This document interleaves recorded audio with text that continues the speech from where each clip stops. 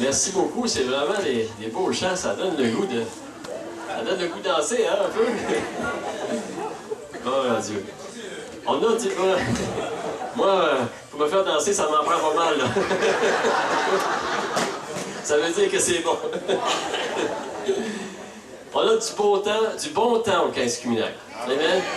Et moi, je peux vous dire que j'aime vraiment ça venir au 15 communaire. C'est la 25e année, cette année que je viens. Puis je suis vraiment béni. Le vieux de la vieille! Le vieux de la vieille, ah oui, ça grisonne un petit peu là. Mais j'aime vraiment ça, ça me donne la chance aussi de rencontrer des gens du Québec. Et j'ai des racines québécoises. Et c'est bon de retrouver les gens du Québec aussi. On a des gens de quel endroit? On va commencer par l'extrémité du monde, de Gaspé. Hey, on a une belle gang de Gaspé, de Sainte-Anne-des-Monts. Hey, Sainte-Anne-des-Monts. Y a-t-il des gens de Matane? De Matane. Yeah. Des gens de Rimouski. Hey. Des gens de Rivière-du-Loup. Rivière-du-Loup, ben oui, ben oui. Des gens d'Amqui. Des gens de Drummondville. Yeah. Y a-t-il d'autres personnes du Québec? New Richmond, ben oui, la plus belle place. Chandler. Des gens de Chandler. Chandler, yeah. Longueuil. Montréal. Oh, Québec, hey, c'est vrai. Hey, des gens un petit peu partout. Bonjour-Jolie. Hey. Shawinigan, hey. Shawinigan, boys. OK, tu des gens du Nouveau-Brunswick ici? Yeah. Des gens de Edmundston. Yeah. Des gens de Clare. Yeah. Des gens de Beresford. Yeah. Amen. Y a-t-il d'autres places du Nouveau-Brunswick? Non. Où? L'Ontario. Es-tu déjà de l'Ontario? Hey! Bienvenue! On accepte tout le monde! Jésus, il accepte tout le monde, ils sont aussi. Amen? Alléluia. Ce soir, on a encore le privilège d'avoir un bon prédicateur avec nous autres, même s'il s'est fait prendre au piège un petit peu, malgré lui d'être au camp. On est vraiment bénis de l'avoir. Il nous a partagé un très, très bon message. Et on est bénis par le pasteur Michel Bisaillon, qui aime le Seigneur. C'est un enseignant, puis c'est un preacher. Moi, il m'a enseigné un cours au collège biblique, puis il a prêché plus qu'il a enseigné. Il était vraiment béni. La passion qu'il y a dans ce cœur-là, c'est bénissant. Et ce soir, pasteur Michel, on a un petit cadeau pour toi. Pourquoi vous dites « Ah! » Ben oui, le pasteur Denis a encore un petit cadeau. On sait pas c'est quoi.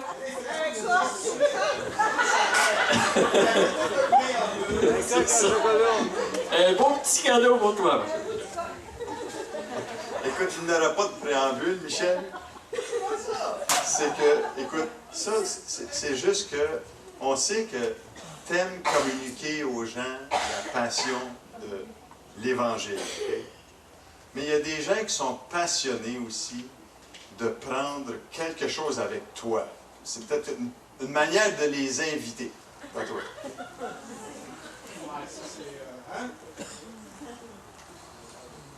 C'est pesant. Oui, oui, oui.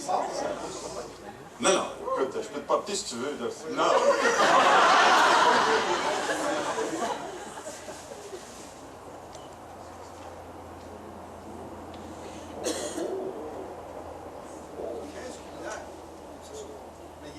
Ben, il est fermé, tu peux l'ouvrir si tu veux. Oui.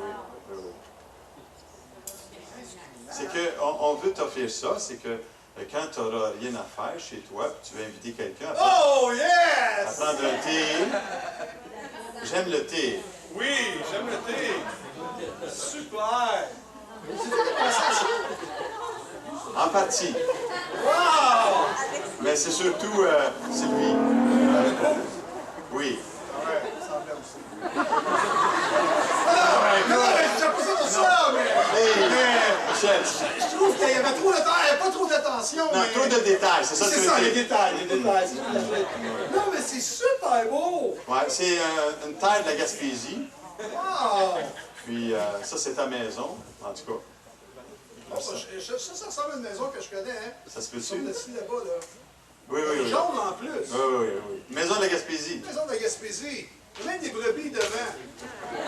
C'est Ah oui. prophétique, ça. Oui, oui, oui. Hein, les brebis devant. Ah oui, c'est ça pour ça? Wow. Hey, merci. Dieu te bénisse, frère. Merci beaucoup. Wow. Et quelle surprise. C'est à moi? Là, c'est à toi. OK, merci. Quelle surprise. Hein? Venir en Gaspésie, tu sais pas ce qui va t'attendre quand tu es ici. Tu sais jamais ce qui va arriver. Michel, ouvre ton micro. Mon micro il est ouvert. Bien sûr. C'est marqué on. Je peux pas. 1, 2.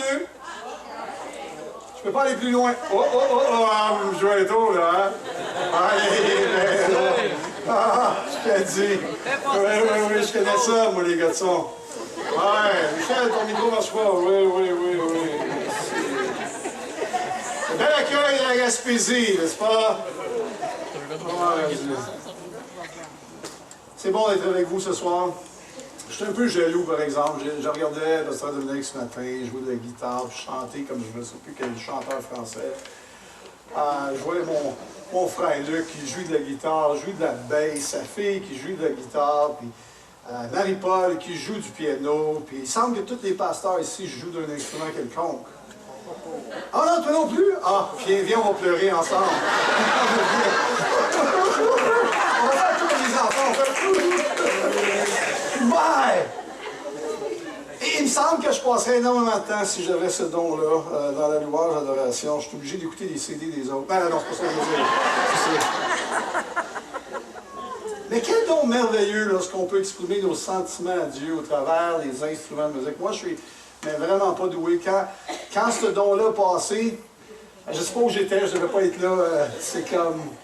Je faisais d'autres choses probablement, j'étais occupé à faire d'autres affaires. Mais je suis toujours émerveillé de voir les gens se promener avec leurs doigts et des gens talentueux comme ça. Puis en plus, ils peuvent prêcher, ces gars-là. C'est incroyable. Nous autres, à Montréal, on n'a pas autant de dons que ça. Tu sais.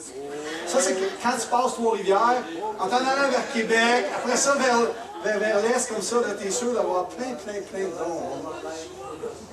Denis, toi, tu joues de la guitare? Non, tu joues des cuillères.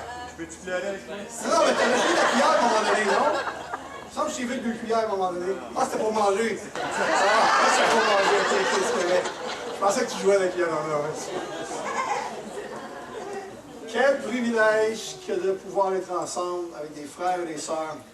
C'est tellement avec joie. Vous savez, frères et sœurs, il faut contempler et apprécier ces moments-là. Des fois, c'est un peu comme dans un couple, ça. On se marie. Le jour des noces, tu sais ce que je veux dire? On se prépare tellement pour cette journée-là. C'était drôle parce que quand je faisais des cours de préparation au mariage avec des jeunes, les efforts, l'énergie, puis là, ils te donnent des petits cadeaux signés un par un. Tu sais ce que je veux dire? Là, de l'énergie comme tu peux pas imaginer pour cette journée-là. Hein, Rebecca, ça fait pas longtemps que ça t'est arrivé, toi? C'est l'année passée. Beaucoup d'énergie. J'ai vu ces photos, c'est pour ça que je dis ça. Beaucoup d'énergie pour la journée spéciale. Hein, t'en passes-tu du temps pour te préparer? Puis c'est incroyable. Puis je suis toujours béni de voir des jeunes couples passer autant de temps et mettre autant d'énergie pour une journée. Souvent, quand je fais, j'ai moins l'occasion d'en faire, malheureusement, mais quand je faisais les cours de préparation au mariage avec les couples, je me disais, mais si vous pouvez mettre toujours la même énergie pour votre couple après le mariage, si vous êtes assuré du succès. La même énergie les uns avec les autres. Et c'est incroyable comme dans le mariage, des fois, une année passe, 2 ans, 3 ans, 4 ans, 5 ans, 6 ans, 7 ans, 8 ans, 9 ans, 10 ans, 11 ans. Things getting done, 50 ans! Est-ce que vous pouvez vous lever? 55. Hein? 50 ans de mariage.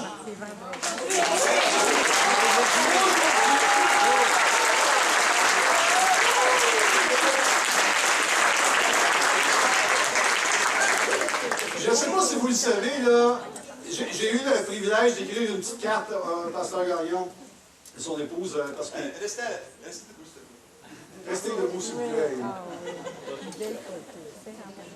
Je vais m'enlever de la photo. Je vais m'enlever de la photo juste pour qu'elle soit bonne.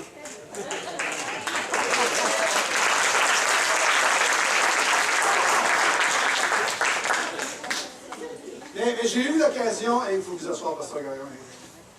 J'ai eu l'occasion d'écrire un petit mot la semaine passée parce qu'à Montréal, il fêtait votre 50e anniversaire.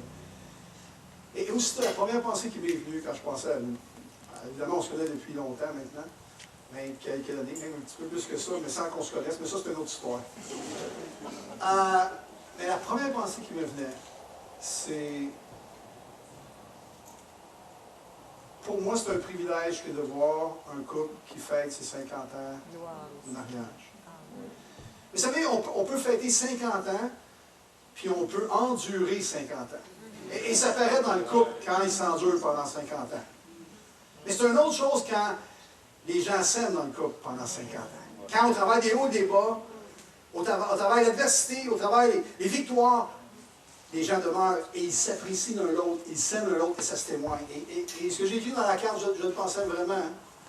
Vous êtes une source d'inspiration pour ceux qui n'ont pas encore 50 ans, comme moi, 26, chérie, vois-tu, mon amour, ma belle. Oh, fiou, elle est là. 26 ans, 27, 28. Dans notre couple, c'est parfait, parce que les gars, on s'en souvient pas. On est encore dans les premières années de mariage.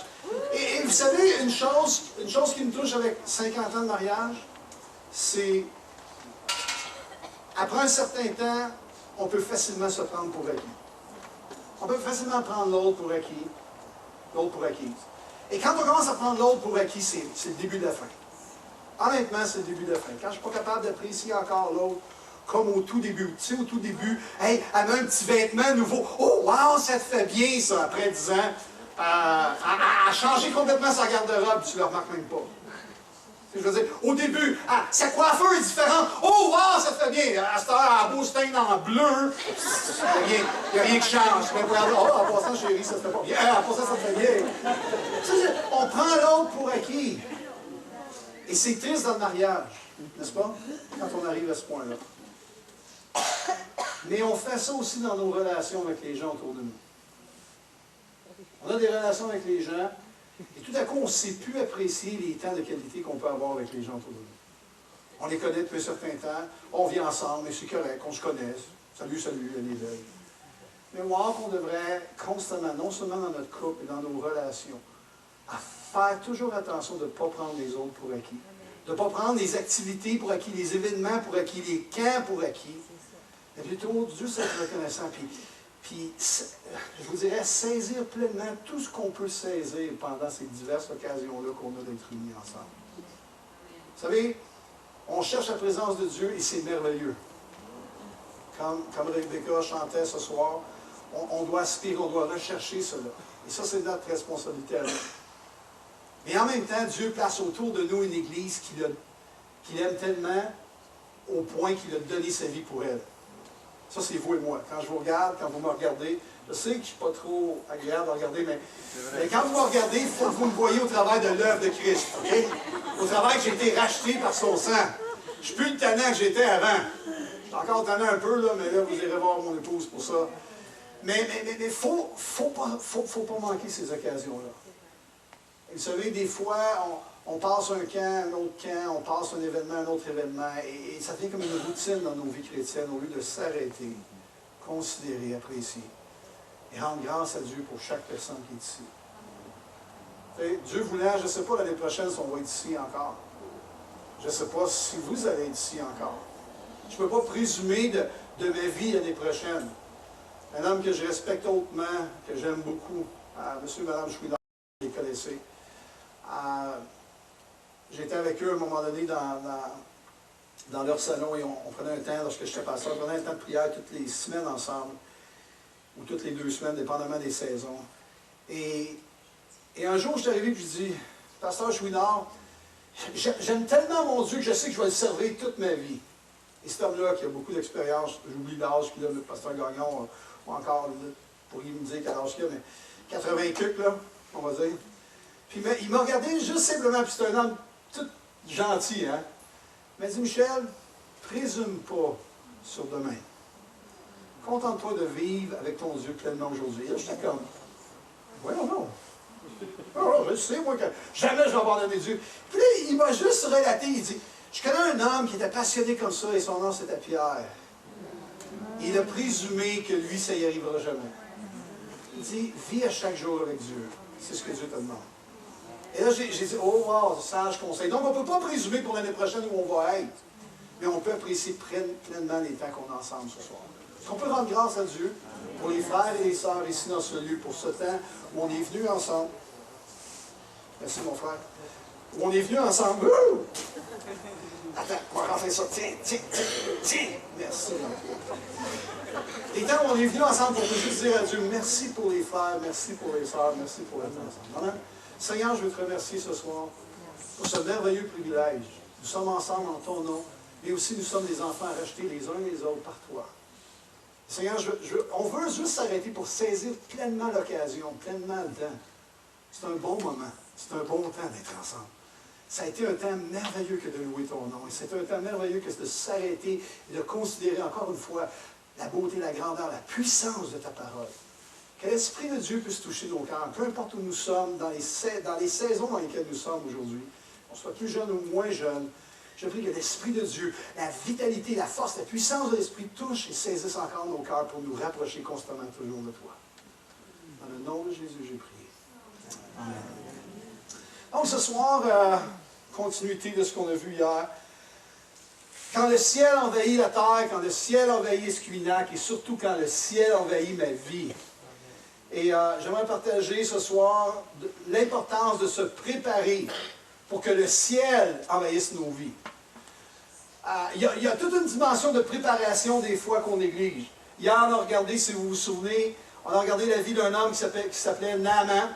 Naaman, pour expérimenter les grandeurs, la beauté, la puissance du ciel, pour être touché par Dieu, il a dû premièrement admettre son problème. Ensuite, il a dû être disposé à faire quelque chose pour que cela change.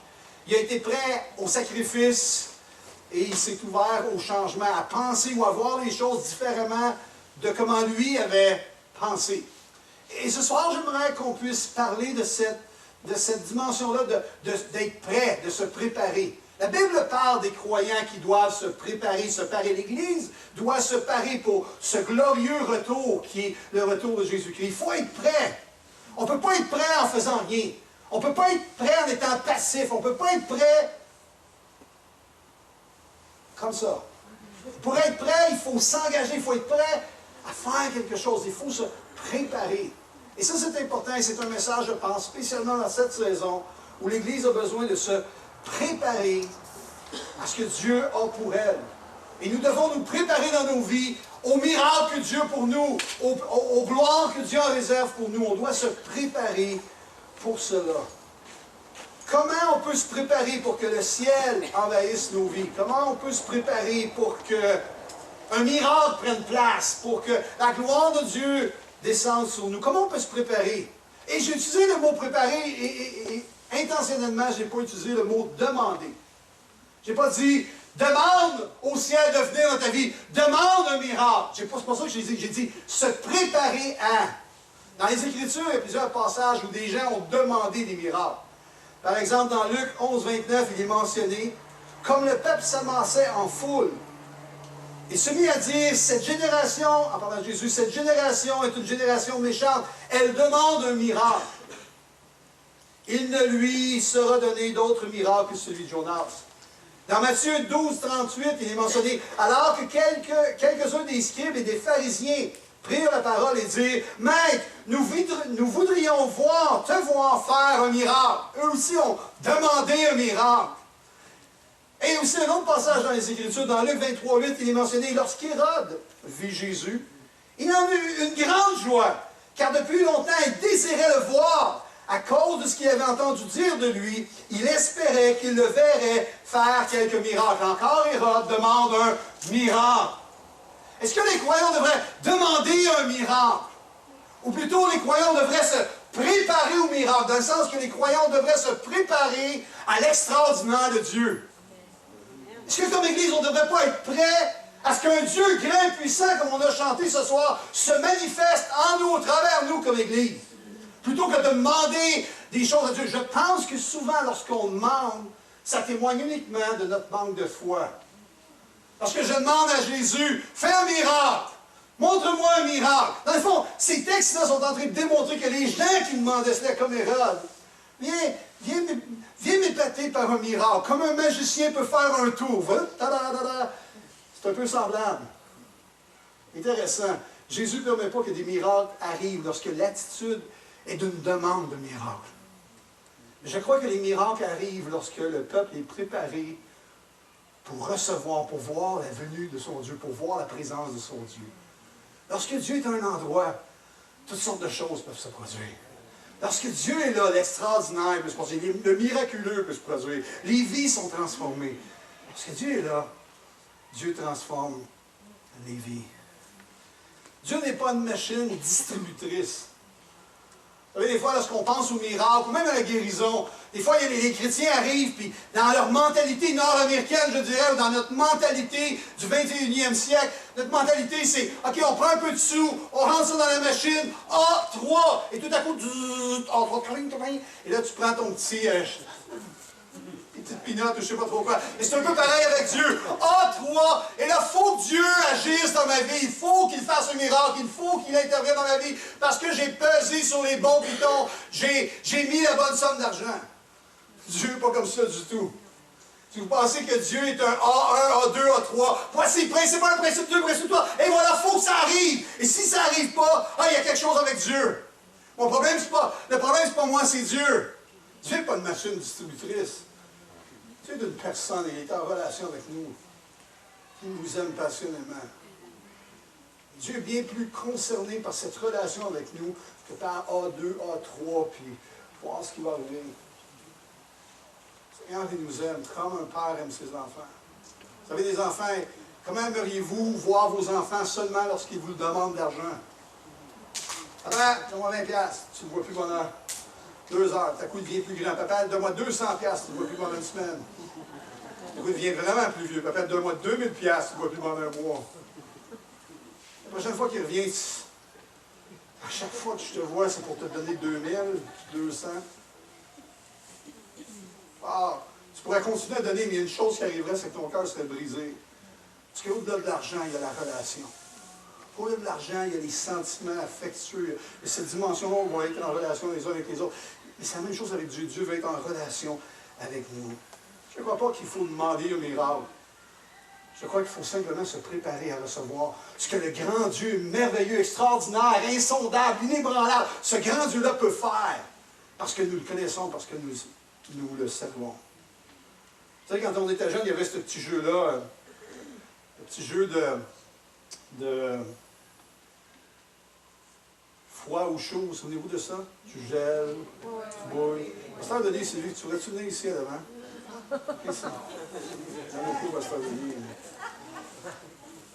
On va essayer de jouer avec eux, voir. Ils m'ont donné un jeu quand j'étais au 30e anniversaire d'Amkoui. Justement, voir comment son épouse est bonne pour diriger. J'ai besoin d'un micro. Un micro, ça c'est bon. Lui, ça marche. 1, 2, c'est vite, Thierry, voilà le micro. Et on va faire un petit jeu ensemble ce soir. On est dans un camp, n'est-ce pas? Oui. Un camp, c'est décontracté. T'es en famille. Faut que t'enlèves tes lunettes. Dans le fond, j'ai même pas besoin de ça. Parce que si t'enlèves tes lunettes, c'est plus ce qui se passe, toi, ici. Tu vas les enlever pareil. Un arbre? OK, voici les feuilles. Et voilà. Hey, ça te fait bien. T'as l'air de Robin dans Batman quand on était jeune. Tu me vois? Ça a l'air, qu'est-ce qu'il y a? Les arbres, l'arbre qui est en train de battre Les arbres des champs battront des mains. Ouais, je sais pas que ça va le connaître, n'est-ce pas? Ouais. Avec son prime, c'est beau. Avec son prime. Avec son prime, T'es froid, t'es froid. c'est la voix de ta femme, il faut que t'écoutes. OK. Ça c'est ma Bible, et je vais placer ma Bible à un endroit. Et c'est lui que tu vas devoir diriger ton mari, évidemment en disant s'il gèle, si c'est chaud, si c'est tiède, etc. Comme un jeu quand on était jeune, OK? OK. T'es prête? Oui. Moi, je vais dire une chose, Michel. T'as rien à dire, toi.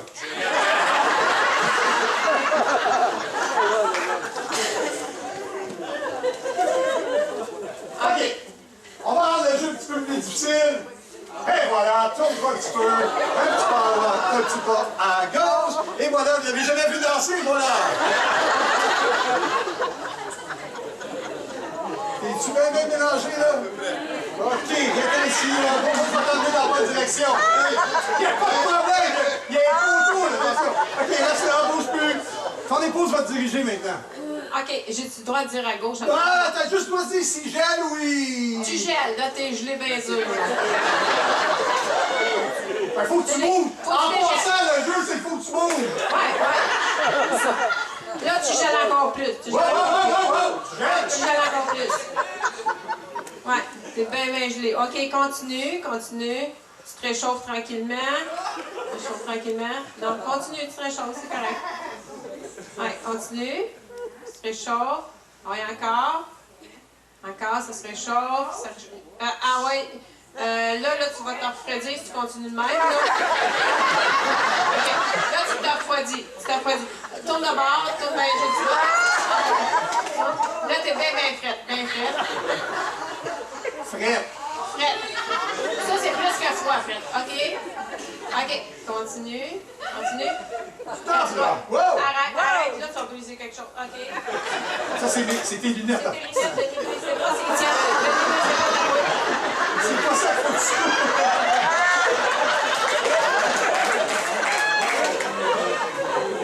Ça va être long ce soir, hein? Ah ouais, c'est risqué. Hey, je pensais que ça va prendre 2 minutes de OK, mon énergie.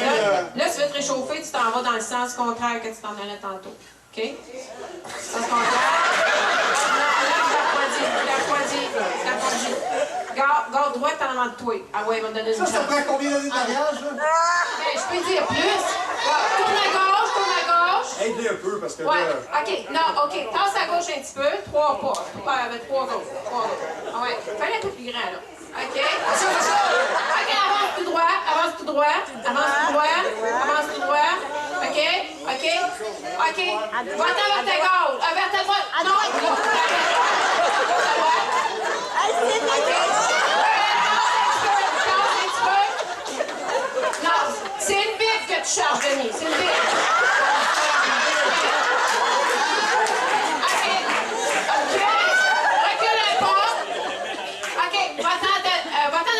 Va-t'en devant toi. OK? Continue. 2 pas, 3 pas. OK. Arrête! Tourne-toi à gauche un petit peu. Avance. Non, tourne à gauche. Gauche. OK, tourne à gauche. OK.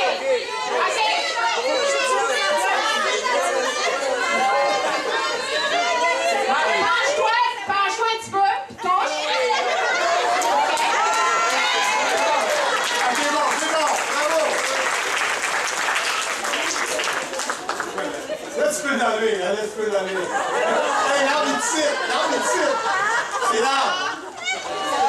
T'entendais, là, mais... Wow! J'avais mis dans mes notes 30 secondes. Non, je fais des pas. Merci, Denis. Surtout, merci à ton épouse qui t'a su te guider de façon extraordinaire. Il suffit son nom. Mais qu'est-ce qu'on peut retenir de cet exemple-là? Il y a toute une dimension. Si vous allez prendre la Bible, il devait écouter une voix vraiment importante. C'est la voix de sa douce, la voix de sa dulcinée, la voix de celle qu'il aime. Il n'a pas trop écouté, mais finalement, dans nos vies, lorsque Lorsque Dieu interpelle l'Église, il ne laisse pas l'Église à tâtons comme ça. Lorsque Dieu interpelle l'Église, il donne l'Esprit. Et l'Esprit parle à l'Église, l'Esprit parle aux croyants. L'Esprit nous parle et il nous conduit. L'Esprit nous dit, rapproche-toi. L'Esprit dit, cherche. L'Esprit dit, avance. À gauche, à droite. L'Esprit donne des directions. Amen. Le rôle du Saint-Esprit, c'est de diriger l'Église, de diriger les croyants. Et le but du Saint-Esprit, c'est de toujours nous rapprocher de Dieu. Le problème, c'est que des fois, on a des problèmes d'audition, où on est distrait par la voix de d'autres, ou des fois, on se trompe de consigne, la droite, c'est la gauche. Ah ouais, OK. Le Seigneur désire qu'on puisse se préparer pour cette saison. Préparer pour vivre avec Dieu. Ce Dieu qui peut faire des choses impossibles. Ce Dieu qui peut faire des choses incroyables. Et des fois, il y a des gens qui sont en train de geler. Il y a des gens, on est bien assis ce soir ici dans nos fauteuils, confortablement, mais spirituellement, on est aussi assis. Ou spirituellement, on est en train de dire à Dieu, on gèle parce qu'on dit à Dieu, ah, on va voir si Dieu peut faire ça dans ma vie. On va voir si Dieu peut régler tel problème. On va voir si le Seigneur pourrait bien intervenir. C'est comme tu es rendu à un point où tu doutes même de l'intervention de Dieu sur ta vie. Quand tu es dans la zone, comme Guy, pas Guy, mais en passant, tu étais ici tantôt, Denis. Quand tu es dans la zone ici, tu gèles. Vraiment, tu gèles. Parce que la Bible était là-bas. Et c'était une bonne consigne qu'elle a donnée. Il gelait. Mais des fois, dans nos vies, on gèle par rapport à cette dimension-là de se rapprocher de Dieu. Et notre attitude de cœur, c'est un peu l'orgueil. Ah, Dieu pourra bien me montrer ce qu'il veut faire. Et on est semblable aux scribes, on est semblable aux gens de l'époque comme Hérode, puis on est là pour dire, montre-nous un miracle. Si t'es Dieu, fais quelque chose. Frères et sœurs, déjà le Seigneur a montré amplement sa puissance, sa gloire. Le frère qui a chanté ce soir parlait des cieux, parlait des étoiles. Je ne sais pas la dernière fois que tu t'es arrêté pour contempler la grandeur de Dieu. Je ne sais pas la dernière fois que tu t'es arrêté pour contempler Dieu dans l'infiniment grand et dans l'infiniment petit. Aujourd'hui, j'ai contemplé Dieu alors que j'étais avec Pierre. Lui, il ne l'a pas vu, là. On était tous les deux ensemble sur le bord de l'eau. Et tout à coup, un minuscule insecte vert, mais vert, plus vert que le chandail de madame, là. Vert, est venu se poser sur mon bras. Et je regardais pendant que je parlais, je regardais l'insecte, je disais, puis on parlait ensemble, je regardais l'insecte, je disais, waouh, il est vert, mais en plus, il y a toutes des lignes bien droites sur l'insecte, sur ses ailes. Il y a des petits yeux au bout de ses antennes. Waouh! Comment? J'écoutais attentivement ce que tu disais. Je suis un homme, je peux faire plus qu'une chose à la fois. Je pense que là, je commence à avoir des problèmes. Non, j'ai pas besoin de thérapie de couple pour le moment, s'il vous plaît. C'est correct. Et c'est quand la dernière fois qu'on a contemplé Dieu dans le grand, dans l'infiniment grand, dans l'infiniment petit?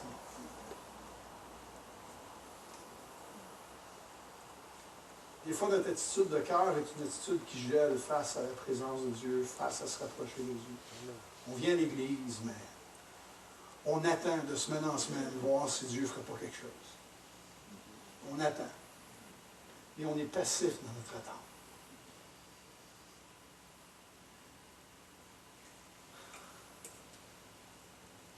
Dieu paye un grand prix pour qu'on soit l'Église locale.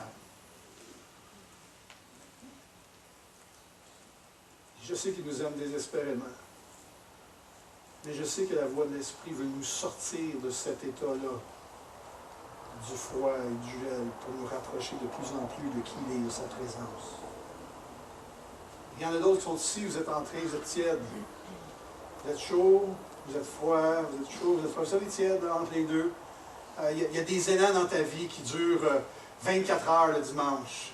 Et le lundi arrive, puis c'est comme, il y a plus d'attrait envers le monde que de l'attrait envers les choses de Dieu. Quand il y en a d'autres qui sont ici, bien, vous êtes vraiment chaud bouillant. Vous avez été touché par sa grâce, comme les autres ont été touchés par sa grâce. Vous avez été touché par sa grâce, mais il y a quelque chose comme au fer rouge qui a été marqué à l'intérieur. Tu veux juste donner la passion que tu as pour suivre Dieu. Oh, tu n'es pas plus spirituel que les autres, il y a juste comme quelque chose en dedans qui dit, oh, moi je vais donner ma vie, je vais consacrer ma vie. Ce soir, ce n'est pas une question d'où on est. Je pense qu'en un instant, on peut changer d'endroit. En un instant, on peut partir de froid à chaud avec Dieu. Parce que c'est une disposition de cœur, c'est une attitude de cœur. Souvent, ce qu'on a besoin de faire, c'est de dire non à l'orgueil. C'est de dire non, ok, c'est correct. J'abandonne cette résistance-là qui est en moi, qui veut dire à Dieu, prouve-moi quelque chose, Dieu. Et toi, arriver comme un cœur d'enfant, Seigneur, me voici tel que je suis. Prends-moi, Seigneur. Juste une bonne attitude de cœur. Et je crois que si nous sommes ici en fin de semaine, c'est déjà, je pense, un bon signe qu'on se réchauffe plus qu'on gèle. Est-ce que vous me suivez? Quand un paquet de gens réchauffe plus qu'ils gèlent, je pense qu'on est dans la zone Félix qu'on peut appeler. On est dans la zone Félix. On sait qu'on est proche de quelque chose. On sait que quelque chose peut arriver. On ne sait pas trop quoi, mais on sait que quelque chose peut arriver. Et Dieu nous prépare. Il veut préparer son Église, il veut préparer ses enfants. C'est pas juste de demander des choses à Dieu, mais d'être prêt comme les croyants. Et je vais prendre un texte que probablement les enfants de l'autre côté vont prendre durant la fin de semaine, un texte que tout le monde connaît, un texte dans les Écritures ou un miracle dans les Écritures qui est relaté dans tous les évangiles. Les 4 évangiles parlent de ce miracle-là. Je pense que si les 4 évangiles en parlent, c'est parce qu'il y a quelque chose de significatif avec ça. Il y a quelque chose qui doit toucher nos cœurs comme êtres humains dans ce texte-là. Et vous connaissez déjà le texte. Ce soir, ce que j'aimerais, c'est qu'on puisse vraiment se réchauffer. Vraiment être prêt et dire, Seigneur, on veut voir ta gloire. On a soif de toi. Amen. Plus que des mots, plus que des chants, une attitude de cœur, Seigneur. Vous savez, je ne sais pas s'il y en a qui ont fait du sport un peu ici. Quand je jouais à balle, au baseball, quand j'étais jeune, je me souviens que mes coachs me disaient toujours d'être toujours prêt. Toujours prêt. Puis là, les coachs nous expliquaient, quand tu arrives un peu dans les rangs un peu plus vieux, là, ils t'expliquent la différence entre un jeu qui a l'air fou et un jeu qui a l'air wow, puis tout le monde applaudit partout. Ça dépend de comment tu es prêt. Et quand on jouait à l'avant-champ, ceux qui ont joué à la balle, vous le savez, quand tu joues à l'avant-champ, la dernière chose qu'il faut que tu sois, c'est les 2 talons bien collés dans le sol. Parce que si tu es comme ça, tu vas attraper ce qui vient sur toi. Mais tout ce qui demande un geste extrême, tu vas tout manquer. Parce que tu n'es pas en position prête. Tu as les 2 talons ancrés. Et ce qu'on t'enseignait, c'est d'être constamment sur la pointe des pieds. Pourquoi? Ça se peut que la balle ne vienne pas à toi, ce coup-là. Mais parce que tu es sur la pointe des pieds, elle peut aller là, elle peut aller là, elle peut aller là, elle peut aller à terre. Tu es prêt à décoller à l'instant où ton œil saisit que la balle vient dans la direction où tu es. Constamment prêt. Et moi, tu passes 9 manches. Je ne sais pas si vous avez joué à la balle un peu, là. Mais tu es 9 manches. Et à chaque lancer, c'est la même affaire. Je ne sais pas combien de lancers tu as, mais à chaque lancer. Et tu sais, des fois, là, ça fait comme 30 lancers qui sont lancés. Et pendant 30 fois, tu as été vraiment sur la pointe des pieds. Et la 31e fois, tu es comme, ouais, je pense pas qu'on va être bien des frappeurs qui vont frapper sur mon bord ce soir. La dernière fois, tu es vraiment sur tes talons. Et il frappe en ta direction, puis tu manques le jeu que tu aurais dû avoir avant l'heure. Parce que tu n'étais pas prêt. Je sais pas pour vous, là. Pour moi, c'était très frustrant. Et ça m'est arrivé quelques fois où tout à coup, l'entraîneur ne le savait pas parce qu'il n'a pas vérifié mes talons. Mais moi, je le savais que je n'étais pas prêt comme j'aurais dû être prêt. Parce que quand tu es prêt, c'est la différence entre l'attraper, faire le retrait ou le manquer complètement. Ah. Je pense que quand on se prépare pour la présence de Dieu, c'est d'être prêt. Seigneur, je veux voir ce que tu es en train de faire. Mes oreilles veulent entendre ce que tu as à dire. Mes yeux sont en train de voir ce que toi tu fais. Pas juste dans le monde naturel, ce que toi tu es en train de faire dans le monde surnaturel. Je ne suis pas sur les talons, je suis sur le bout des pieds, je suis prêt. J'attends que tu agisses, Seigneur. Et le texte que j'aimerais partager avec vous ce soir, on va prendre la version dans Marc. Peut-être que j'aime plus la version parce que c'est la plus courte. Allons direct au but. Marc chapitre 6. Dans Marc chapitre 6, on va lire les versets 34 jusqu'au verset 44. Vous connaissez bien ces versets-là? Marc 34 jusqu'au verset 44.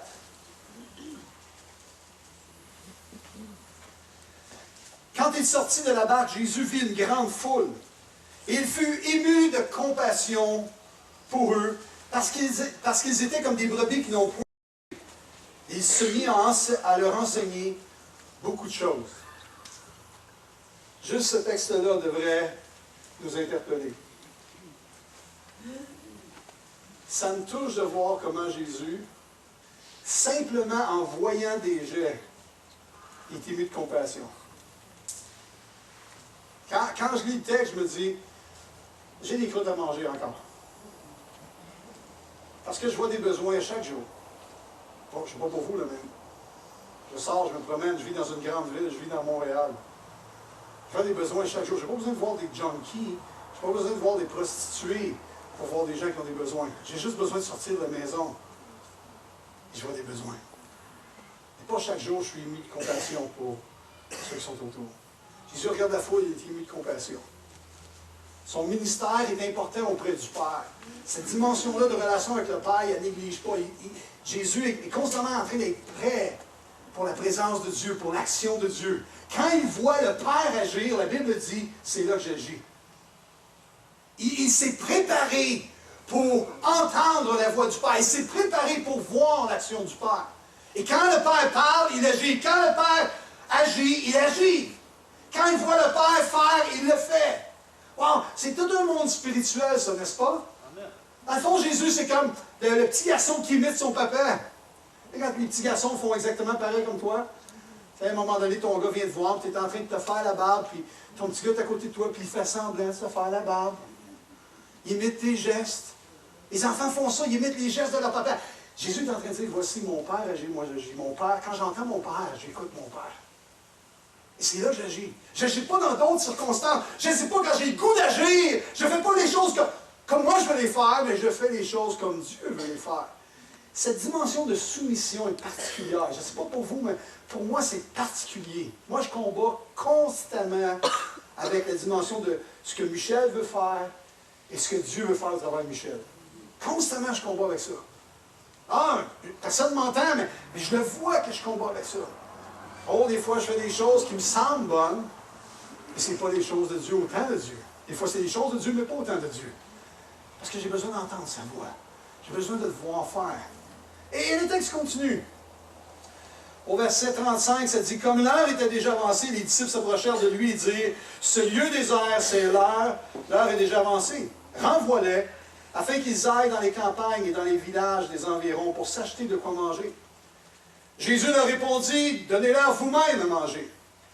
Mais ils lui dirent, irions-nous acheter des pains pour 200 deniers et leur donnerions-nous à manger? Et il leur dit, combien avez-vous de pain?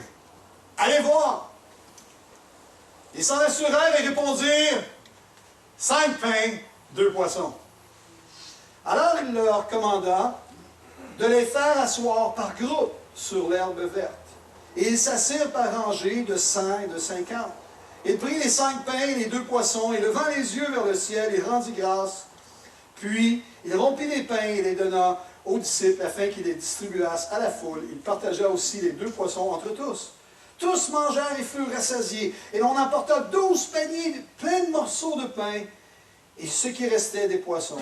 Ceux qui avaient mangé les pains étaient de 5000 hommes. Ce miracle-là, on le connaît depuis qu'on est probablement chrétien. Même avant d'être au Seigneur, probablement qu'on avait entendu parler de ce miracle-là.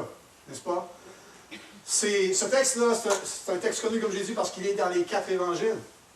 C'est un récit qu'on connaît fort bien. Mais il y a des vérités dans ce texte-là qui nous parlent d'être prêts, d'être préparés pour ce que Dieu veut faire. D'être là au moment où Dieu veut agir. Il y a des principes importants dans ce qu'on voit. La première chose qu'on peut, dans ce qu'on dit, la première chose qu'on peut dire ici, c'est voir ce que Dieu voit. Ça commence au verset 37, à la fin, ça dit « Mais ». Les disciples disent « Oui, super Seigneur, mais... » Wow!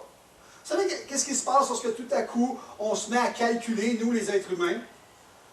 Lorsqu'on fait de l'arithmétique, lorsque tout à coup on calcule les choses, on calcule, ok, on va calculer. Au de visu comme ça, 5 000 hommes, plus les femmes et les enfants. OK. OK. Maintenant, les ressources. Besoin, 5 000 ressources. Allez voir! OK, on va aller voir. Ils partent puis ils s'en vont voir. Mais dans le fond, ils partent. Je pense pas qu'ils partent. André part. Et lui, il s'en va voir. Philippe, lui, calcule. 5 000 hommes, plus les femmes et les enfants. Et là, ils sont partis, ils vont survenir avec les pains. Et tout à coup, André revient. Hey! Hey! J'ai un petit gars ici! Il a son petit lunch! 5 pains et 2 poissons! Et là, je peux voir mon Philippe. Come on, là! OK, on est ici. Les autres? Jésus, on a été voir. Le compte est 5 000 hommes, plus les femmes et les enfants. 5 pains, 2 poissons. Qu'est-ce qui se passe lorsque tout à coup, nous, et soyons honnêtes, je pense que ça, ce texte-là, pour moi, là, c'est la réalité du ministère chrétien. Non, sérieusement. Comme pasteur, je me suis senti souvent comme ça. Pour moi, ça, c'est le ministère chrétien. Les besoins sont tout le temps beaucoup. Je peux te dire jusqu'à demain matin, beaucoup plus grands que ce qu'on peut donner. Et ce qu'on a comme ressources. Beaucoup plus grand. 5 000 hommes, plus les femmes et les enfants, 5 pains et 2 poissons. Seigneur! Et tout à coup, quand on se met à calculer des comités d'église, est-ce qu'il y a des gens de comité d'église, ça? Il va en avoir quelques-uns. Les pasteurs des comités d'église, quand on commence à calculer, hein, on commence à calculer l'argent, l'hypothèque, on commence à calculer qu'est-ce qui arrive, on calcule. Wow! Les besoins sont ça de grands et les ressources sont ça de petites. N'est-ce pas? Soyons honnêtes. Aussitôt qu'on calcule, et il n'y a rien de mal d'en calculer, mais avec le calcul vient aussi quoi? L'inquiétude, la peur, la crainte, la paralysie à l'égard de la foi. Littéralement, on vient de paralyser à l'égard de la foi.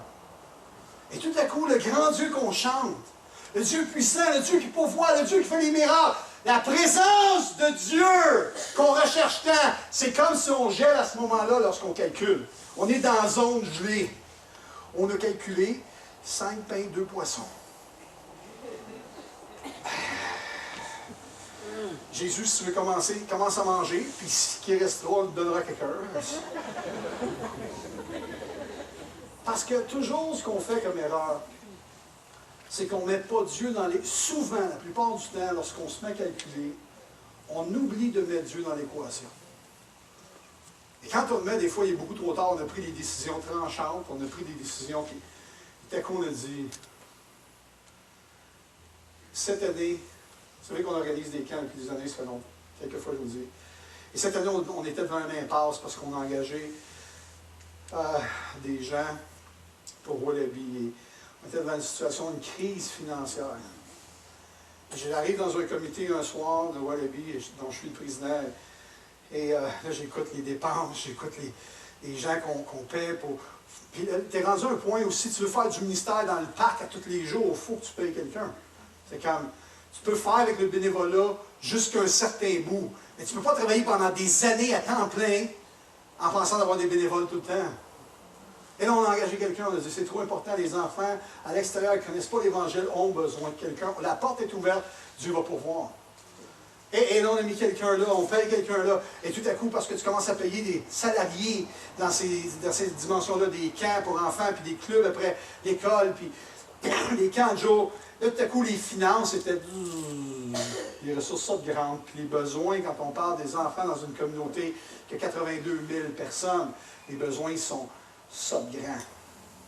Là, on se disait, wow! Et je me souviens de comment je suis sorti de cette soirée-là.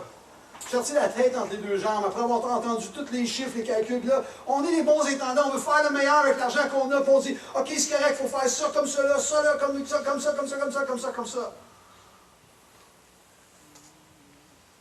On dit, OK, c'est correct. Bon, OK, on va canceller le parc, ou en tout cas, on va essayer de trouver... On va mettre moins d'heures au parc avec les enfants parce qu'on ne peut plus payer ce salaire-là, on va enlever ce salaire-là. Le problème, c'est pas de commencer à réfléchir. Le problème, c'est d'enlever Dieu de l'équation. Ce soir-là, on avait tous nos plans, on avait toutes nos affaires. Puis on est des chrétiens, on aime Dieu, mais on avait juste enlevé Dieu de l'équation. On était juste... Les besoins sont trop grands, puis les ressources ne sont pas assez grandes. On ne peut pas faire mieux. Découragé, etc., etc. Sauf que Dieu, lui, n'était pas là. 2 semaines plus tard, 18 000 chérie. Un don qu'on ne s'attendait pas du tout. 18 000 $ est rentré comme ça. Hey, ça, c'est bon. Ça nous permet d'aller jusqu'en décembre dans le parc. Ouh! Comment c'est excité. Et quand on a eu le don de 18 000, c'était comme... Wow, attends une minute, là. Dieu est encore dans l'équation. Non, mais c'est pas notre ministère. C'est pas mon ministère. Le Seigneur va ouvrir des portes. Il veut qu'on rejoigne les enfants dans notre communauté. Les enfants ne connaissent pas l'Évangile. C'est son ministère. Comme la foule qui était là, c'était pas le ministère des disciples. C'était le ministère des disciples parce qu'ils servent le Seigneur. Mais le Seigneur demandait une question parce qu'il voulait rencontrer les besoins à ce moment-là. Et qu'est-ce que le Père voulait faire? Nourrir la multitude. Avec quoi? 5 pains, 2 poissons. Il y a un principe, là. Et le principe, c'est, sommes-nous prêts à voir ce que Dieu voit? Des fois, on n'est pas toujours prêt de voir ce que Dieu voit parce qu'on est bien, on aime se confiner dans nos raisonnements, dans nos calculs humains pour dire aux autres, on avait raison, voici, on s'en va dans un crash. On aime se confiner là-dedans pour dire qu'on est juste, hey, Dieu est-il dans l'équation? Et si Dieu n'est pas dans l'équation, peu importe les défis que nous avons, on calcule mal. Lorsqu'on calcule, on devrait calculer, oui, les besoins, oui, les ressources, puis après ça, on devrait mettre Dieu dans l'équation. Seigneur, toi, qu'est-ce que tu vois dans cela? Qu'est-ce que tu veux faire avec cela, Seigneur? Parce que nous, on est prêts à tout abandonner. Et c'est drôle, hein, quand on veut rejoindre le monde dans lequel nous sommes, quand on veut rejoindre les gens qui souffrent à l'extérieur, quand on a des ministères qui sont là pour toucher le monde, c'est incroyable comment rapidement on est prêt d'abandonner. Ah, on n'a plus les fonds. Ah, ça n'arrivera plus. Oh, Seigneur, garde-nous de voir ce que tu vois. Donne-nous, Seigneur, de ne pas marcher avec nos idées, nos réflexions humaines, nos plans humains, mais plutôt, Seigneur, d'être en train de voir tel que tu vois. Jésus regarde la situation, puis il dit à ses disciples, et c'est toute une leçon, donnez-leur vous-même à manger. Donnez-leur vous-même à manger. Quoi? On ne peut pas donner à manger à ces gens-là. Il y a bien trop de gens, les besoins viennent trop grands. Et là, tout à coup, commence la rationalisation. C'est l'heure est déjà avancée. Les disciples s'approchèrent et lui disaient, ce lieu désert, l'heure est avancée. On commence à rationaliser. Il y a beaucoup de monde. Il fait noir, il est tard. Renvoie-les. Le plan humain. On les a tous, les plans humains. Soyons honnêtes. Par rapport aux situations que nous vivons dans nos familles, les situations que nous vivons face à la maladie, les situations que nous vivons dans l'Église, les situations que nous vivons financières, on a tous nos beaux petits plans humains. On rationalise, ah oui, mais là, il faut faire ça. OK. Pas de problème. À la limite, tu peux dire, j'ai bien fait l'exercice. Maintenant, Seigneur, je présente mon exercice à toi. Tu vois, Seigneur, maintenant, qu'est-ce que toi tu m'en dis? La plupart du temps, on n'arrête pas là. La plupart du temps, quand tout à coup les situations se corsent, on passe le problème aux autres. Là, on trouve des coupables, on trouve des gens. Ah oui, ça marche plus, là, parce que c'est à cause de toi, puis c'est à cause de lui, puis c'est à cause du pasteur. C'est bon, le pasteur a toujours le dos bien, bien large. Ah, c'est le pasteur, la solution est trop grande. On blâme les autres. On blâme des leaders. Ou encore, comme dans l'exemple ici au verset 36, ça dit « Renvoie-les afin qu'ils aillent dans les campagnes, dans les villages, les environs, pour s'acheter de quoi manger. » On dit hey, « c'est deux problèmes qui s'arrangent avec le problème. » Ou encore, on s'inquiète au verset 37. Où irions-nous acheter des pains pour 200 deniers? Comment on va faire pour leur donner à manger? L'inquiétude envahit l'âme. Il y a un verset dans Éphésiens 3:20 qui dit « Or à celui qui peut faire. » Vous connaissez ce verset-là? « Or à celui qui peut faire par la puissance. » Oh, ben, vous ne le connaissez pas assez bien. Ce verset-là, il faut que ce soit ancré dans vos âmes. Hello!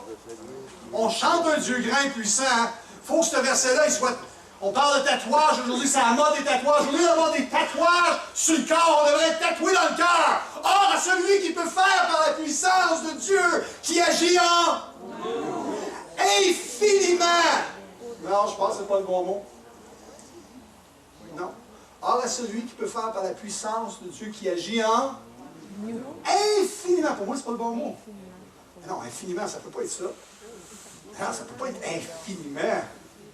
Mais non, la puissance que j'ai à nous, il peut faire infiniment. Mais non, ça se peut pas. Mais non, il ne peut pas faire infiniment. Il y a 5000 personnes, 5 pains, 2 poissons. Il ne peut pas multiplier ça, là. Non, pas infiniment. Il y a une erreur dans cette Bible-là. Il y a des versets qui... Non. Pas sûr que c'est ça, moi. Non. La Bible dit, or à celui qui peut faire par la puissance qui agit en vous. Agit comment la puissance? Dans l'autre. Oh, agit par l'autre. La puissance qui agit en vous, cette puissance-là qui agit en vous peut faire infiniment. Vous êtes prêts, là? La suite du verset. Au-delà! Attends une minute, ça c'est. Je ne sais pas si vous savez, là, mais jusqu'à l'infini. Moi, j'ai des enfants, hein, Buzz Lightyear. C'est à quoi, chérie? C'est Buzz Lightyear. C'est ma femme, elle se cache partout, là. Il y avait un poteau, chérie, je ne peux pas te voir, j'étais là. Chérie, c'est quoi Buzz Lightyear? Et au-delà et jusqu'à l'infini! Infiniment au-delà! Je ne sais pas si vous le savez, là, mais infiniment au-delà, ça commence à être loin, ça. Infiniment au-delà de tout ce que nous demandons, nous pensons. Il y a quelque chose, il y a une erreur avec ce verset-là. Non. Paul était sur une drôle d'influence quand il écrit Éphésiens. Il était peut-être Yves dans l'esprit. Infiniment au-delà de tout ce que nous demandons. Oh! Mais en 2011, c'est plus infiniment au-delà. En 2011, c'est comme ça.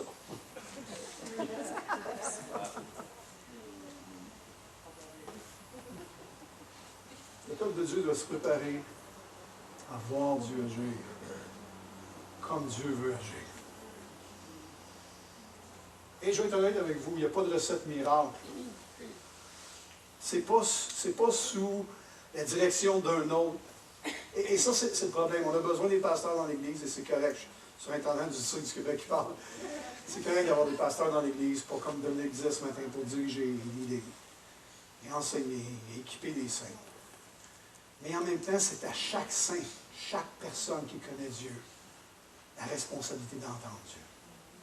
La responsabilité de voir Dieu. Parce que quand tu vis un défi, la voix que tu as besoin d'entendre, c'est la celle de Dieu, qui peut faire infiniment au-delà de. Et souvent, c'est difficile lorsqu'on ne s'est pas préparé pendant longtemps. Hein, comme le joueur de balle s'installe, premier lancer, prends-moi, ok, c'est correct. Ok, deuxième lancer, ok, je suis prêt. Merde, prends-moi. Ok, troisième manche, premier lancer. Ok, c'est correct. Premier but d'attraper, il reste correct. Cinquième manche. Troisième lancé. Et non, on est parti aujourd'hui. Paf! Hop là! Les lunettes! Wow! Tout est parti!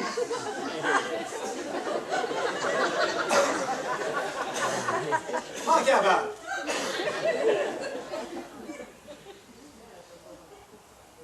Je vous dis, quand on est préparé, quand on est habitué d'entendre la voix du Maître, quand on est habitué de voir Dieu agir, parce que tout à coup, Dieu est en action. Il n'y a pas de doute. Il n'y a pas de doute parce qu'on s'est préparé. On est prêt, on est habitué, on connaît Dieu. On connaît son caractère, on connaît son cœur. Alors quand Dieu agit, on voit le témoignage de son cœur. On voit son action. On dit, ça c'est Dieu. Dans cette histoire-là, c'est saisissant. Écoutez, avec Humilité, je ne prétends pas être arrivé là où les disciples étaient avec Jésus. Je regarde les disciples et je me dis, wow, moi j'aurais fait pire que Philippe. Je pense que je me serais inquiété bien avant Philippe. Probablement que je me serais inquiété en chemin. Moi, je trouve le monde qui commence à suivre dans le désert. Hey, qu'est-ce qu'il va arriver? Qu'est-ce qu'il va arriver? Qu'est-ce qu'on va faire avec eux autres? T'sais?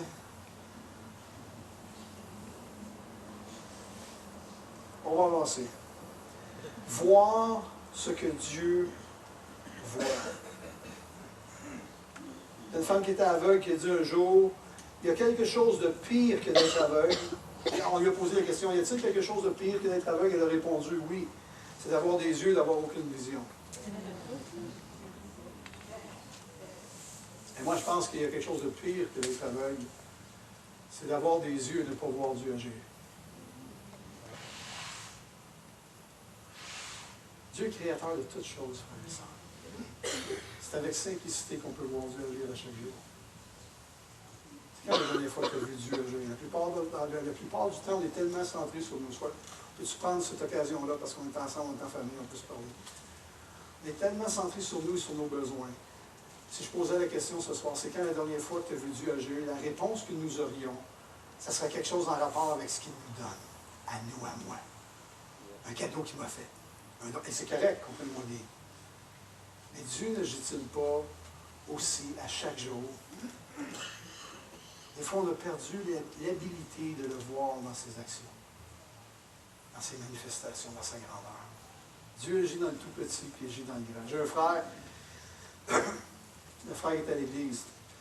Pendant quelques années, il a été mon mécanicien. Il réparait des vieux véhicules. Et il me fait rire. À toutes les fois qu'il venait réparer, c'est pas un mécanicien de métier, c'est un trucker, mais il aime la mécanique. À toutes les fois qu'il venait réparer mon véhicule, Pasteur Michel, ça me fait plaisir de réparer ton véhicule. C'est vrai comme ça. Pasteur Michel, ça me fait plaisir de réparer ton véhicule, mais Pasteur Michel, tu sais, je veux que tu pries avant que je touche au véhicule. Et moi, je fais comme, come on, j'ai prié un matin, tu sais. Non, j'exagère, mais je fais comme, ben oui, ok, on va prier. Si tu brises quelque chose, pas grave, on peut en acheter un autre, puis regarde, c'est réglé. Tu vois, c'est un peu.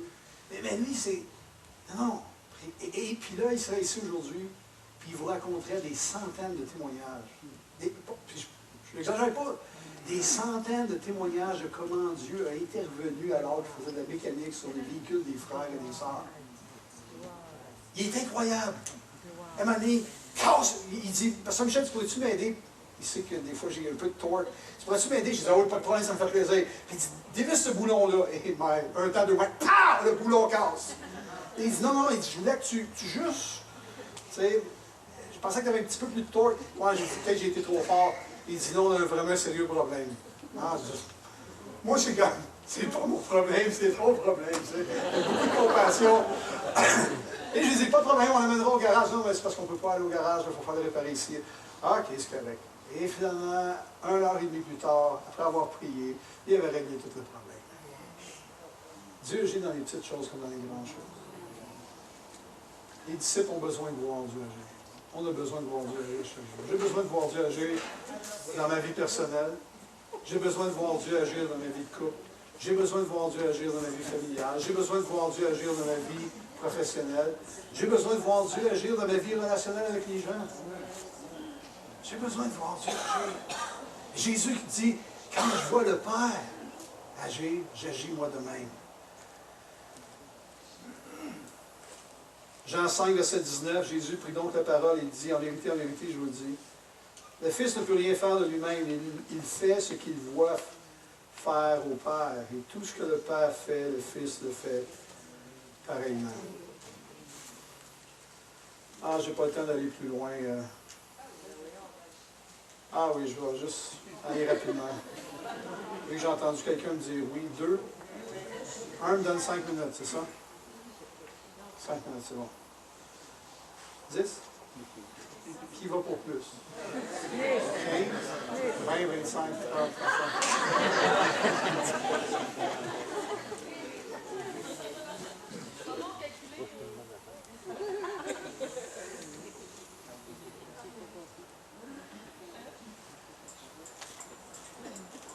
Est-ce que le fait de voir Dieu agir est donné seulement qu'à une élite spirituelle?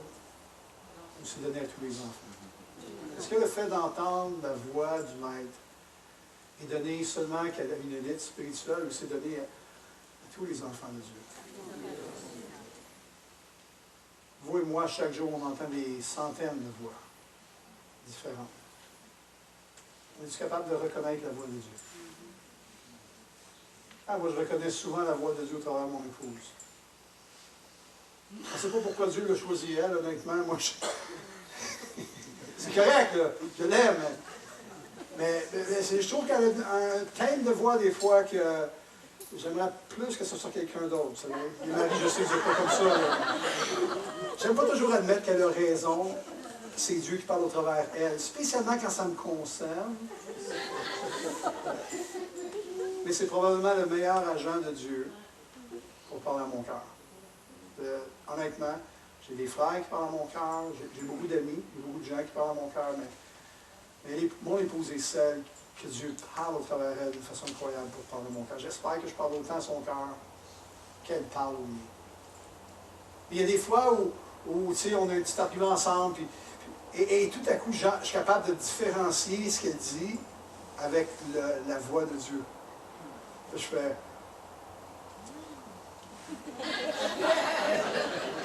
Elle a raison. Vous savez ce que je veux dire? Est-ce que je suis le seul à être comme ça? Oui. Des fois, ça frustre. Parce que ça dépend de qui ça vient. N'est-ce pas? Je me souviens dimanche matin, il y a plusieurs années, une nouvelle arrive à l'église, vraiment fraîche nouvelle. Et à la fin, elle vient me voir, puis elle a une parole de Dieu pour moi. Mais ce n'est pas une parole comme une prophétie, ainsi parle l'Éternel. Elle me dit un commentaire, puis c'est comme... Qui est-ce que t'es, toi, pour me parler de même? On se connaît pas, on s'est jamais rencontré. Mais ma première réaction, c'est ça. Je m'emmène dans mon bureau, puis alors que je m'emmène dans mon bureau, il y a la petite voix du Seigneur. Et tout à coup, je dis, wow! Dieu peut prendre n'importe qui. Pas obligé de prendre un chrétien d'expérience pour parler à nos cœurs. Il peut prendre n'importe qui, des fois même le plus nouveau des nouveaux. Pourquoi? Et je pense que la clé, c'est d'avoir la capacité de discerner sa voix. Peu importe que Dieu prenne un âme, que Dieu prenne n'importe quel moyen, sommes-nous capables de reconnaître sa voix? Des fois, encore une fois, l'orgueil nous place dans une situation où on n'entend pas la voix de Dieu. Je ne sais pas si les disciples étaient capables d'entendre la voix de Jésus, étaient capables d'entendre la voix de Jésus. Allez voir ce qu'il y a. Je ne sais pas si Philippe était capable de croire ce qui était pour arriver, mais voici le miracle était sur le point d'arriver. Et le miracle est arrivé encore une fois à cause d'une autre chose. Et l'autre chose, puis on a parlé hier soir en parlant du sacrifice, c'est la dimension de l'obéissance. Lorsque Dieu parle, sommes-nous prêts à obéir? Est-ce qu'on est prêt à obéir lorsque Dieu parle? Jésus dit, allez voir. L'incrédulité, déjà il y avait un cœur incrédule, mais l'incrédulité à l'extrême, ça aurait été de dire, ben là, ça ne donne rien d'aller voir, on n'ira pas voir ce qu'il y a à manger. Regarde le nombre de personnes qu'il y a ici. Là. Quand même, on ramasserait 100 pains puis 100 poissons, ça ne change rien. Là. Non, il dit, allez voir. Et il s'y trouve des gens qui obéissent. Ça vous surprend pas, ça? Il s'y trouve des disciples comme André qui partent. Hey, ils partent puis ils vont. Non, mais sérieusement, on trouve des gens qui obéissent. Si tu as un problème avec ton hypothèque ce soir, et tout à coup, quelqu'un dirait, va à la pêche dans la baie des Chaleurs, là, le premier poisson que tu vas pogner, tu vas payer ton hypothèque avec. On connaît l'histoire dans les Écritures, soyons honnêtes. On connaît l'histoire dans les Écritures. Bien belle et bien drôle, cette histoire-là. Sors le poisson, paye la statale, paye la taxe. Hey, c'est bien drôle, l'histoire. Mais soyons honnêtes, c'est encore une dimension du miraculeux de l'écoute de Dieu, de l'obéissance à ce que Dieu nous demande. Mais soyons honnêtes, c'est encore extrêmement humiliant pour l'homme et la femme normale. Mais non, mais dans le monde naturel, on ne fait pas les choses comme ça. Dans le monde naturel, les miracles, c'est pas ça. On veut des beaux petits miracles mignons. On veut pas des affaires qui pourraient nous humilier. Qu'on a l'air stupide avec notre canne à pêche. Qu'est-ce que tu fais là? Ben, j'attends le premier poisson, je vais payer mon hypothèque avec. Soyons honnêtes, on s'aime bien, on s'aime trop. On se respecte beaucoup trop. On est des croyants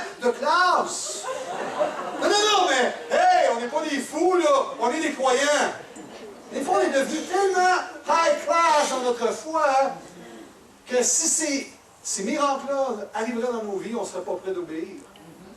Allez voir, tu penses que je vais aller voir? Hey, check, 5000 personnes ici, là! Tu penses que je vais aller voir pour 5 pains de poisson? Hey, j'ai pas de temps à perdre avec ça. C'est quand la dernière fois qu'on s'est déplacé en entendant la voix de Dieu qui nous semblait, à nous, être humains stupides? C'est quand la dernière fois qu'on a fait le pas pour avancer en direction de ce que Dieu avait pour nous? Puis je vais vous dire, honnêtement, ça nous semblait vraiment, vraiment stupide, selon le concept humain. Des fois, ça fait des années qu'on n'a pas fait ce pas-là alors que l'Esprit parle à nos cœurs. On frappait telle porte, parle à telle personne. Avons-nous oublié qu'on est dans le domaine du miraculeux avec Dieu? Avons-nous oublié qu'on est dans le domaine d'un Dieu grand et puissant qui fait... Ah, je pense pas qu'il faut dire ça ici. Hey, fifi.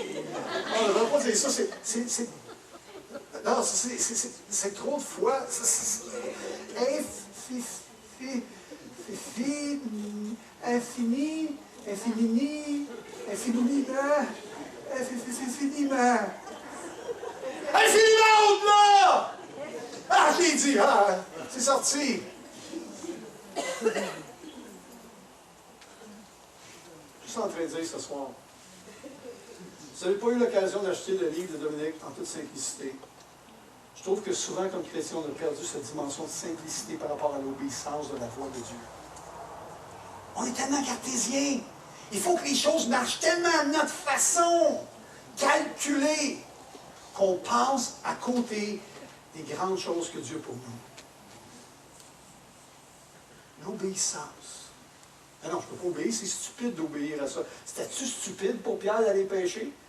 C'était-tu stupide pour André de courir, pour aller chercher le petit gars avec les 5 pains et 2 poissons? Non, mais il n'y avait rien de plus stupide que ça. Soyons honnêtes, frères et sœurs. Mais quand on regarde les miracles dans le Nouveau Testament, il n'y a pas un miracle qui n'est pas stupide à l'intelligence humaine. Ou pas le miracle, parce que le miracle est toujours « Wow, hey, c'est à cause de nous autres, c'est arrivé. Wow! » Non, mais je parle, il n'y a pas de préparation au miracle qui ne semble pas dépasser l'être humain. Est-ce que je suis le seul à regarder ça quand je lis les Écritures? Je regarde Jésus. Moi j'avais été humilié quand Jésus guérit l'aveugle. Non, mais honnêtement, là, j'aurais été disciple de Jésus, j'aurais fait « Et qu'est-ce qu'il fallait là? »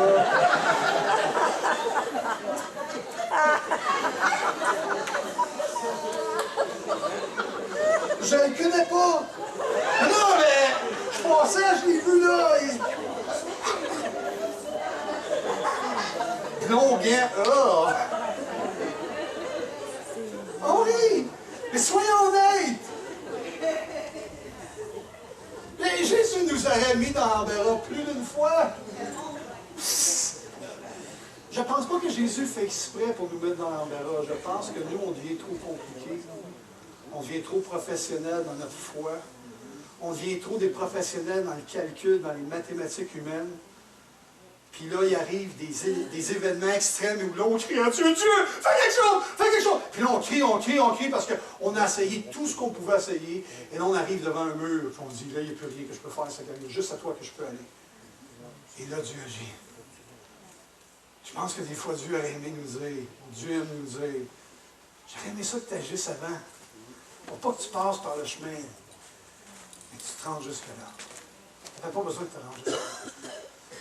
Mais oui, on a besoin de se rendre jusque-là parce qu'on a besoin d'avoir confiance en Dieu. Donc, il y a cette dimension d'obéissance qui est importante, puis il y a la dimension de la foi.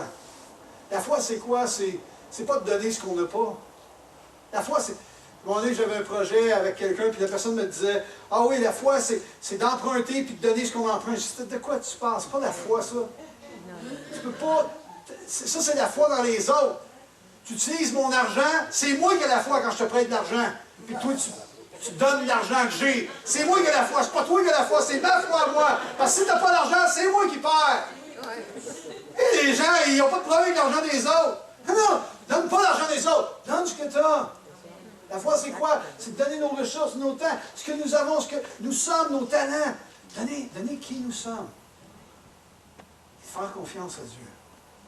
Quand je donne ce que j'ai. Soyons honnêtes, encore une fois, dans la dimension de l'argent, hein, combien de fois dans ma vie j'ai eu des leçons que Dieu pourvoirait à mes besoins, alors que tout à coup, tu es dans une situation où tu as ton 20$, là, puis tu sais que ce 20$-là va servir à certaines choses. Et là, dans une belle réunion, et tu entends cette voix-là de l'Esprit. Donne ton 20$. Puis tu sais que ce 20$-là, c'est comme... ah non, je ne ferai pas des niaiseries avec, Seigneur, là. Je ne vais pas m'acheter des hot dogs. Non, Seigneur, j'en ai besoin. Et combien de fois, c'est vrai ce que je veux dire? Et tout à coup, tu es là dans la réunion, puis... oh non. Ou dans une autre fois, j'avais reçu un beau cadeau. Je n'avais pas de montant d'argent, un beau cadeau. Puis j'avais dans mes poches, puis j'étais tout fier de mon cadeau. J'arrive dans une réunion, et tout à coup, l'Esprit dit, Sam, ton cadeau?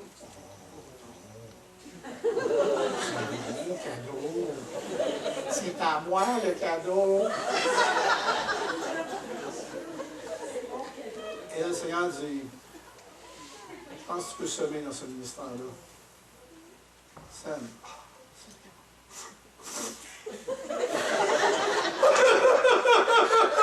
Tu dors.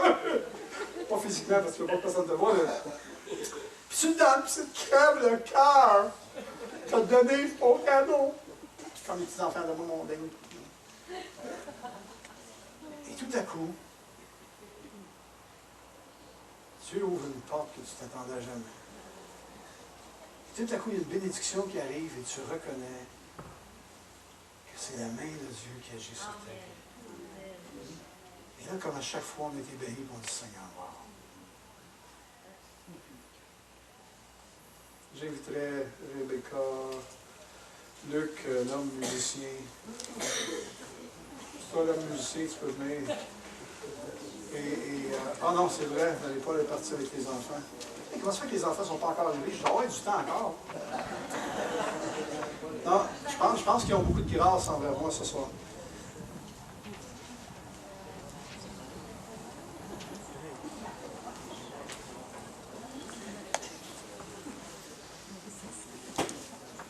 Le Seigneur parle à ta vie. Le Seigneur parle à ta vie beaucoup plus souvent que tu le penses d'ailleurs. Des fois, tu es habitué de dire non à Dieu. Mais le Seigneur parle à ta vie beaucoup plus souvent que tu le penses. Jésus a dit, les brebis reconnaissent, elles entendent, elles discernent la voix. Quand le maître parle, ces brebis disent, oh yes, t'es bien toute contente devant le maître. Et encore ce soir, Dieu parle. Quand Dieu parle au cœur. Le Seigneur a donné certaines promesses à des gens qui sont ici. Tu as commencé à calculer, tu as commencé à investiguer, et tout à coup l'inquiétude, la peur, la crainte, et ta foi a été paralysée. Le Seigneur va parler à ton cœur sur différents sujets dans ta vie. Et ton raisonnement fait que tu as des difficultés de croire. Le Seigneur a parlé non seulement sur ta vie, mais des fois, le Seigneur a parlé par grâce et bonté sur la vie des gens qui sont autour de toi. Ça peut être ton conjoint, ta conjointe. Le Seigneur t'a donné de la foi pour toucher ou restaurer ton couple, ou des fois tes enfants qui se sont éloignés, qui ne connaissent pas l'Évangile. Le Seigneur a déposé une promesse dans ton cœur. Un jour, j'étais en jeûne et prière pendant 2 semaines, je crois, parce qu'une dame à l'église était atteinte de cancer, qui était un cancer, une phase terminale. Quand tu meurs au cerveau avec, comment est-ce qu'on dit ça, des métastases partout. Une femme que j'aimais tendrement. Dans les dernières semaines de sa vie, l'église, moi et Sylvie, on a jeûné pour le prier. On se levait à 3 heures du matin. Comprenez-moi bien, c'est pas dans le sens de glorifier l'exercice. C'est juste de vous dire le contexte. On se levait à 3 heures du matin, de 3 à 4, moi et Sylvie, on priait.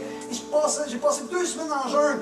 Et alors qu'on priait et qu'on cherchait la face de Dieu, Seigneur agis, Seigneur agis, Seigneur agis. Je termine mon jeûne, et évidemment Sylvie, elle s'appelait Sylvie. Sylvie vient me voir avec son mari, puis avec beaucoup d'attentes dans leur cœur, tu sais. Pasteur Michel, es-tu quelque chose? Parce qu'elle avait jeûné, il avait prié, puis elle dit, si tu veux jeûner, prier pour nous, je sais que tu peux faire ça pour nous. 2 jeunes enfants, à quel âge Sylvie à l'époque? 12, puis 13, ou 12, puis 14. À toutes les fois, je pleurais. Puis je pleurais pour elle. Vous savez, quand on est pasteur, on voit des gens quitter comme ça à cause du cancer. J'en ai vu plusieurs à travers du ministère. À chaque fois, c'est difficile. Parce qu'on croit dans un Dieu qui peut faire au-delà de ce qu'on pense. On croit que Dieu est capable de le faire en un instant. Et dans ce cas-là, je priais pour elle. Puis je priais. Et tout à coup, j'arrive à la fin de ces 2 semaines-là, je m'en vais la voir avec son mari. Et elle dit, Pasteur Michel, qu'est-ce que tu as reçu de la part du Seigneur? J'ai dit, Sylvie, j'ai rien entendu, j'ai rien reçu. Pourtant, je l'ai fait avec diligence, on l'a fait avec mon épouse. J'aimerais ça te dire, j'ai entendu quelque chose de la part de Dieu. J'aimerais ça te dire que le Seigneur va te guérir. Puis on peut avoir la foi à cause des promesses qu'on a dans les Écritures et on va se tenir. Puis je lui ai dit ce jour-là, on va continuer de se tenir jusqu'à la fin sur les promesses de guérison qu'il y a dans la parole. Mais il y a une chose que j'ai entendue. Il y a juste une chose que j'ai entendue. Puis c'est correct, mais je trouve ça plate en même temps. Ce que j'ai entendu, c'est ne t'inquiète point. Parce que Dieu a tes enfants dans sa main. Tes enfants vont marcher avec Dieu. Tes enfants vont persévérer. Dans les temps les plus difficiles, ils vont s'accrocher à Dieu. Ça, c'est la promesse que j'ai reçue dans le jeûne à la prière. Et là, elle se met à pleurer, pas pleurer, pas pleurer. Quand elle me dit, Michel, la seule chose que j'avais besoin d'entendre, c'était pas que je sois guéri. La seule chose que j'avais besoin d'entendre, c'est que mes enfants étaient pour persévérer dans leur foi. C'est ça que j'avais besoin d'entendre, parce que moi, je sais que je quitte pour un monde meilleur. Mais mon inquiétude, c'était pour ceux que je laisse ici. J'ai eu le privilège avec le frère en question, à l'hôpital, dans les dernières secondes avant qu'elle meure, lorsqu'on l'a débranché. J'étais avec lui sur l'île de l'hôpital. Toute la famille était là. Et tout à coup, alors que j'étais avec la famille, le frère, le mari de Sylvie dit, Michel, c'est toi que je veux voir là. Puis c'était pas parce que j'étais le pasteur qui voulait me voir là, c'était juste parce que j'étais l'ami. Il dit, Michel, je vais te voir dans la chambre, on va débrancher Sylvie. Ok, c'est correct. Et je peux pas imaginer le privilège que je ressentais d'être à côté d'elle. Là, on la débranché. Là, on va voir les derniers battements de cœur, les dernières respirations. On va voir le teint de la peau changer. Vous savez ce que c'est, hein? Et là, tout à coup, on la débranche. Et elle continue à respirer. Et là, moi puis lui, on priait ensemble. J'avais ma main sur Sylvie, lui avait sa main sur Sylvie. Puis, Seigneur, c'est encore le temps, il n'est pas trop tard. Tu es Dieu grand et puissant. Puis on priait ensemble. Tout à coup, elle s'est éteinte, doucement. Tout a arrêté. Puis on priait. Là, j'ai regardé mon frère, j'ai dit, écoute, on va continuer à prier le temps que tu veux qu'on prie. On va prier ensemble. On a continué à prier, puis à un moment donné, il dit, Michel, c'est correct. C'est correct. Il dit, on sait, on a l'espérance, elle est dans un monde vraiment meilleur. Il dit, pour moi, c'est tough. J'ai 2 adolescents, je ne sais pas comment je vais m'en sortir, je ne sais pas ce qui va arriver avec nous autres. Tu sais, dans ma vision humaine, c'est comme je suis foutu. Que je vais faire avec 2 ados à la maison. J'aimerais vous dire que ces 2 ados-là sont des adultes maintenant aujourd'hui. Combien d'années plus tard, maintenant, chérie, 10 ans? Ils sont des adultes maintenant aujourd'hui. Dans la phase d'adolescence, le temps tough, j'ai eu l'occasion d'être leur pasteur jeunesse. Dans la phase de leur adolescence, je suis revenu comme pasteur jeunesse à mon ami Strom pour expliquer. Il y avait les jeunes, ça brasse, puis maintenant ils se questionnent, on devrait-tu marcher avec le Seigneur, oh Dieu, puis je veux le trip du monde, je veux les affaires. Eux autres, ils bronchaient pas. À un moment donné, lui est rentré dans sa première année de cégep à Dawson. Vous connaissez l'histoire de Dawson où ce maniaque-là est rentré et a tué des élèves. Lui a été pointé par ce gars-là. Et tout ce qu'il a fait, c'est crier Jésus. Il était devant lui, puis le gars il est venu pour le tirer, puis il a fait Jésus. Puis le gars est tiré à côté de lui. Comprenez? Je ne suis pas en train de dire que c'est bien ou c'est pas mal, c'est pas ça que je suis en train de dire. Je suis juste en train de dire que lui, la première réaction devant une crainte énorme, c'était le nom de Jésus. Amen, amen. Encore aujourd'hui, ces 2 enfants-là servent le Seigneur. La jeune fille continue de servir Dieu. Le jeune garçon continue de servir le Seigneur. Aujourd'hui, il est marié avec une autre dame. Sa famille s'est élargie. Quand je m'assois avec mon frère, on est capable de se rappeler des beaux moments. On est capable de se rappeler des grandes choses. Mais on est capable surtout de se rappeler de la fidélité de Dieu. Sommes-nous prêts d'entendre Dieu? Des fois, Dieu ne parle pas de on veut l'entendre. honnêtement, je pense pas qu'on a manqué de foi à l'égard de sa guérison.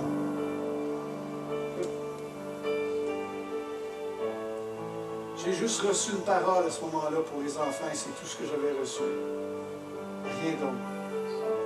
Je regarde les années passées maintenant, puis je les vois s'attacher au Seigneur, puis je me dis, ça ne pouvait pas être de moi, ça devait être juste de Dieu. Je ne pouvais pas jouer avec les sentiments et manipuler une personne que j'aime comme ça. Amen. Frères et sœurs, est-ce qu'on est prêt d'entendre Dieu pour nos vies?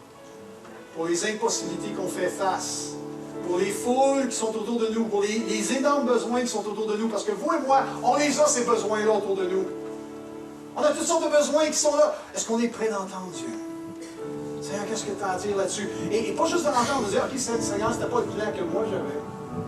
Mais on va faire ce que toi tu demandes. Ce soir, c'est le temps de passer du temps dans la présence de Dieu.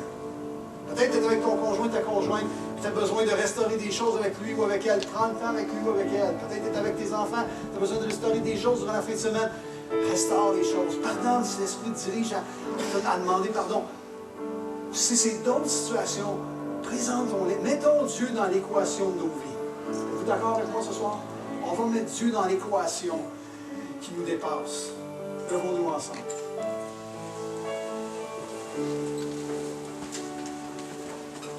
Seigneur, je vais te demander pardon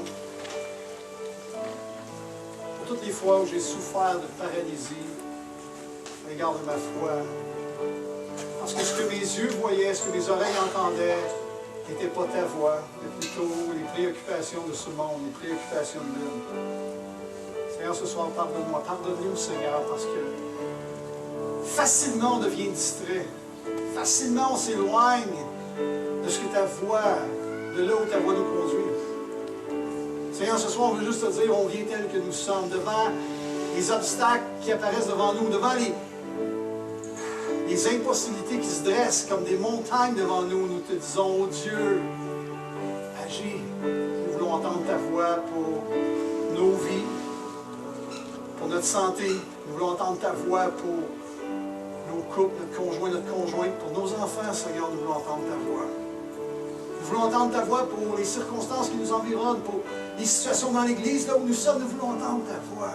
Nous voulons entendre ta voix pour nos régions, nous voulons entendre ta voix pour nos voisins, nous voulons entendre ta voix pour nos communautés, Seigneur. Dieu, montre-nous. Ce soir, nous voulons nous reposer dans ta présence et entendre ce que tu vas nous dire.